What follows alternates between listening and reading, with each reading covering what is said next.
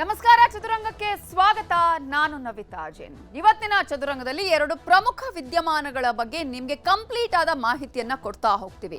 ಮೊದಲನೇ ಸುದ್ದಿಯಲ್ಲಿ ಸ್ವಯಂ ನಿವೃತ್ತಿಯ ಬಗ್ಗೆ ಮಾತನಾಡಿದ್ರು ಅಡಿಷನಲ್ ಎಸ್ಪಿ ನಾರಾಯಣ ಭರಮನಿ ಅವರು.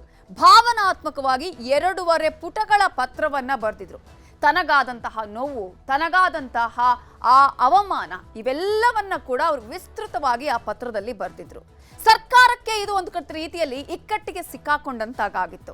ಕಾರಣ ಸಿಎಂ ಸಿದ್ದರಾಮಯ್ಯ ಅವರೇ ಅವರಿಗೆ ಹೊಡೆಯುವಂತಹ ಪ್ರಯತ್ನವನ್ನ ಮಾಡಿದ್ರ ಸರ್ಕಾರದ ಈ ನಿರ್ಧಾರದ ಬಗ್ಗೆ ಸಾಕಷ್ಟು ಆಕ್ರೋಶ ಕೂಡ ವ್ಯಕ್ತವಾಗಿತ್ತು. ಬಿಜೆಪಿ ಈ ವಿಚಾರಕ್ಕೆ ಸಂಬಂಧಪಟ್ಟ ಹಾಗೆ ಇದನ್ನೇ ಅಸ್ತ್ರವನ್ನಾಗಿ ಮಾಡಿ ಸಾಕಷ್ಟು ಆಕ್ರೋಶವನ್ನ, ಆರೋಪವನ್ನ ವ್ಯಕ್ತಪಡಿಸಿತ್ತು. ಆದ್ರೆ ಇದೀಗ ಈ ಎಲ್ಲಾ ನಿರ್ಧಾರಗಳು ಆದರೂ ಕೂಡ ಭರಮನಿಯವರು ಇವತ್ತು ಕೆಲಸಕ್ಕೆ ಹಾಜರಾಗಿದ್ದಾರೆ. ಇದೇ ವಿಚಾರಕ್ಕೆ ಸಂಬಂಧಪಟ್ಟ ಹಾಗೆ ಅವರು ಒಂದಷ್ಟು ವಿಚಾರಗಳನ್ನ ಕೂಡ ಹೇಳ್ಕೊಂಡಿದ್ದಾರೆ. ಅಷ್ಟು ಮಾತ್ರ ಅಲ್ಲ, ಭರಮನಿ ಅವರು VRS ತೆಗೆದುಕೊಳ್ತಾರಾ, ಅಂದ್ರೆ ವಾಲಂಟರಿ ರಿಟೈರ್ಮೆಂಟ್ ಸ್ಕೀಮ್ನ ಪ್ರಕಾರವಾಗಿ ಸ್ವಯಂ ನಿವೃತ್ತಿ ಪಡೆದುಕೊಳ್ತಾರಾ ಅನ್ನುವಂತಹ ಪ್ರಶ್ನೆಯಾಗಿಯೇ ಉಳಿದಿದೆ.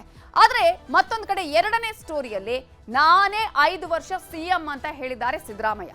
ಈ ಮೂಲಕ ಕಾಂಗ್ರೆಸ್ನಲ್ಲಿ ಇದೀಗ ಎಲ್ಲವೂ ಸೈಲೆಂಟ್ ಆಗಿದೆ. ಆದ್ರೆ DK ಬಣ ಸೈಲೆಂಟ್ ಆಗಿದೆಯಾ? DK ಬಣದ ಕಾರ್ಯತಂತ್ರ ಏನು? DKಶಿ ಆ ಹೇಳಿಕೆ ಕೊಟ್ಟಿದ್ಯಾಕೆ? ಇವೆಲ್ಲವನ್ನ ಡೀಟೇಲ್ ಆಗಿ ನೋಡೋಣ. ಅದಕ್ಕಿಂತ ಮುಂಚೆ ಚದುರಂಗದ ಹೆಡ್ಲೈನ್ಸ್. ಸ್ವಯಂ ನಿವೃತ್ತಿಯಿಂದ ಹಿಂದೆ ಸರಿದ ಅಡಿಷನಲ್ ಎಸ್ಪಿ, ಸಿಎಂ ಗೃಹ ಸಚಿವರ ಸಂಧಾನಕ್ಕೆ ಮಣಿದ ಭರಮನಿ. ಕೆಲಸಕ್ಕೆ ಬಂದಿದ್ರು, ಸರ್ಕಾರದ ನಿರ್ಧಾರಕ್ಕೆ ವೇಟಿಂಗ್.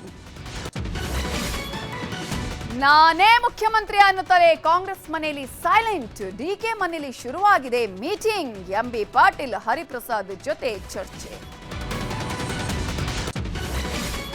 ಸಚಿವರುಗಳ ವಿರುದ್ಧ ಶಾಸಕರ ಸೆಟ್ಟು. ಸೋಮವಾರ ಸುರ್ಜೇವಾಲಾ ಅವರಿಂದ ಪಾಠ.